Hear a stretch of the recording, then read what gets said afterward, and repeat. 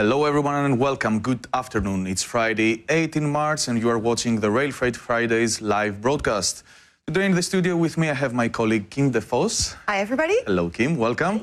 We're going to discuss about our upcoming events in the coming months, right? Yeah. Or I should say month. Yeah. But first let's start with a weekly news roundup. So for this week, it's week 11, we have two main issues in Europe and also the New Silk Road.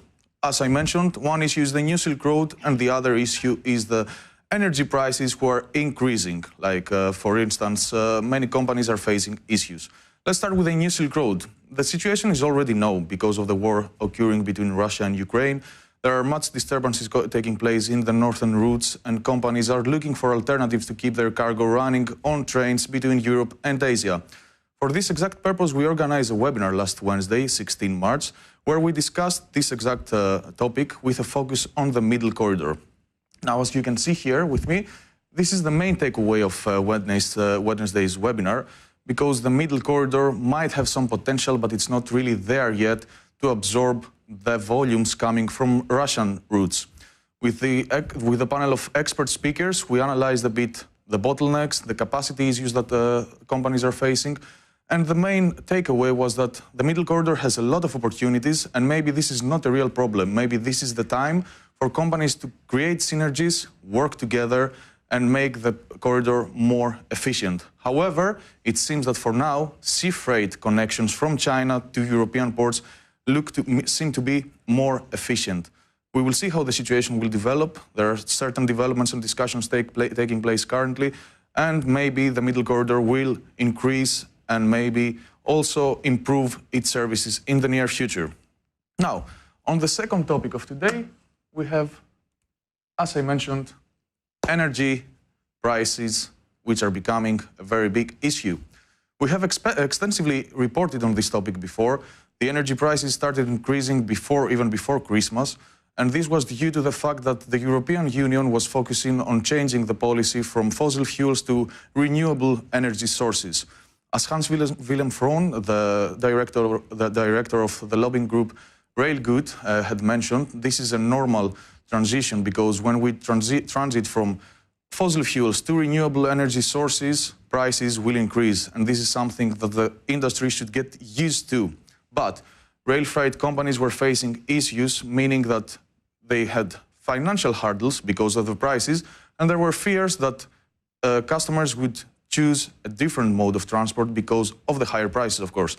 Now we see that because of the war in Ukraine, the situation is becoming more and more critical and companies have to take measures to take care of their finances, basically. For instance, Lineas will start applying energy surcharges, meaning that it will charge extra for its services because of the higher energy costs.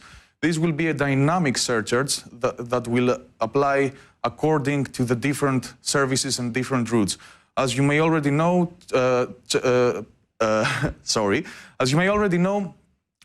energy prices are different in each country and each different railway network. And this means that based on the routes that the trains will follow, Lineas will surcharge the services accordingly. Other companies are considering the same measures as well, and the next days will be critical to see how the market will react to the situation. Now, enough with the news. Kim, you're here, as we mentioned, to discuss about our upcoming events. Yeah, exactly. In April mainly, right? We have two events in April indeed. We have on the 6th of April, we have the RailFreight Summit Special Edition, focusing on what you mentioned during the webinar as well. And the first article, focusing on the situation that's happening now in Ukraine, in Russia, and how the rail freight industry is affected by it. So we want to bring the industry together to discuss alternatives, discuss possibilities, but also the future, and of course the current situation. Yes, it's a very good opportunity to bring the Exactly. Yeah, we found it very important to bring everybody together to discuss this and stay connected as the industry. It's the most critical thing, I think, currently. Exactly, I think so too. We mentioned something about charges, and the next event is about charges, but not energy charges, right? No, it's not about energy charges, it's about track access charges. And the event takes place on the 20th and 21st of April in Rotterdam.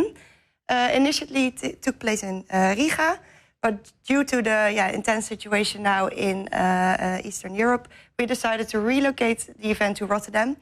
to make it safe for It's still physical, right? It's still physical, but people who want to join digitally can also join online. So both tickets are available. Okay, great. And why is it relevant to talk about yeah. truck access charges now? Well, truck access charges is actually always a relevant topic, and we organize the event every 2 years. So it's a continuous event, which we organize each time in a different city. Well, this time we go to Rotterdam, and last time we, because of COVID, we organized it in online. So it's nice to bring everybody together physically again. Yeah, definitely. Great. So this is the time to be together with the industry to discuss important developments in truck access charges.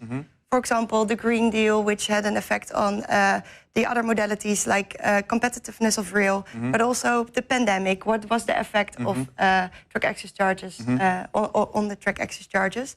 And it's always there. So it's really important to come together every once in a while with industry. And of course, discuss it in relation with the current trends, as you mentioned, the Green Deal and the COVID situation. Yeah. Okay, great. Thanks, Kim. It's on 20 and 21 April. You can register here in this website, as you can see. Exactly. Great. Thanks, Kim, for the update, the event update.